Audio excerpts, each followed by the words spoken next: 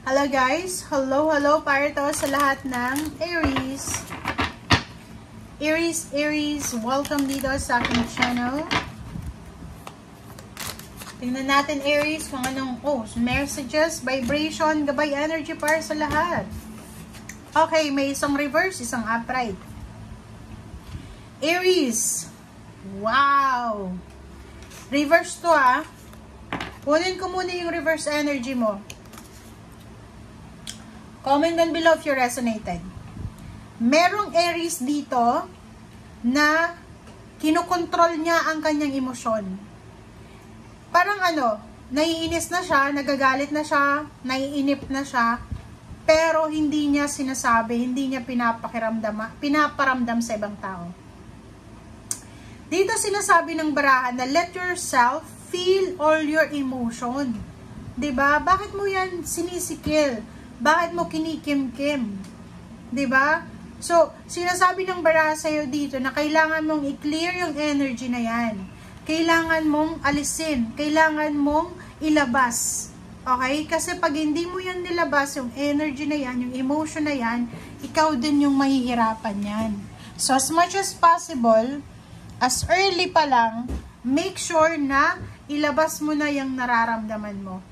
Okay? It's either stress, anxiety, pain, or anything. Dito naman sa second card mo is life lessons. Diba? So, sinasabi sa'yo dito, lahat kayo, walang exemption to Aries. Lahat ng Aries na nakikinig sa ngayon, sinasabi sa'yo dito na simula ngayong March 3, marami kang marirealize na life lesson. Okay? Life lesson. Ibig sabihin, lahat ng nangyayari sa'yo ay may dahilan. Okay? Pero, you can break free from recurring negative patterns by praying to know the lesson and blessing they contain. Okay? So, ibig sabihin niya, lahat ng nangyayari sa buhay mo may dahilan. Lahat ng mga obstacles, challenges, blessings, or anything. Pero, kung feeling mo, Aries, paulit-ulit lang, diba? Yung parang, ginawa mo na siya dati, pinagdaanan mo na siya dati, pero ngayon naandyan pa rin. Dito sinasabi na you need to pray, you need to ask guidance sa ating Panginoon, na sana itong blessings na to, na sana itong lesson na to, na paulit-ulit na nangyayari sa buhay mo, ay matapos na. Pero alam mo ba, kaya, like sa relationship, diba, mag-asawa, away sila ng away, tapos hindi sila magkasundo. Yung pinag-aawayan nila, pareho lang, isang bagay lang. Hanggat hindi nila nare-resolve yung issue na yon, hindi sila matatapos sa pag-aaway. Hindi sila makaka-move on or makaka-move sa next. So, dito sinasabi sa'yo na kailangan mong alamin, Aries, kung ano yung lesson dyan sa paulit-ulit na yan na nangyayari sa buhay mo. Make sure na ma-realize mo na kailangan mo palang alisin yung isang bagay. It's either bisyo, it's either behavior, negativity, toxic behavior, or anything para makausad ka na. Okay? May kailangan kang ma-realize. So, isipin mo na nangyayari ito dahil sa gusto ng Panginoon na iparealize sa'yo na siya pa rin yung makapangyarihan. Gustong iparealize sa'yo ng Panginoon na siya lang yung pwede nating malapitan. And lahat ng ginagawa natin, lahat ng yan may consequences. Pag gumawa tayo ng masama, masama din yung consequences. Pag gumawa tayo ng tama, maganda din yung consequences na yun. So, yun lang yung gustong ipahiwatig sa'yo. Okay? Pero hindi pa lang lahat. You can still work out kung ano man yung negative na yan. Okay. 8 of Pentacles. King of Pentacles. Wow! Doon sa mga Aries na sobrang workaholic, sila, sobrang magaling sa trabaho, sobrang masipag, sinasabi ng barahan na may pagkakataon, yun yung pwedeng magbukas sa'yo ngayong portal na to ng 33, is yung lahat ng mga sacrifices mo, lahat ng pagod mo ay may kaakibat siyang positive outcome. Like example, kung palagi kang nag-overtime, palagi kang nasa trabaho, hindi ka absent ng absent, syempre marami yung sweldo na sasweldohin mo. Parang ganon.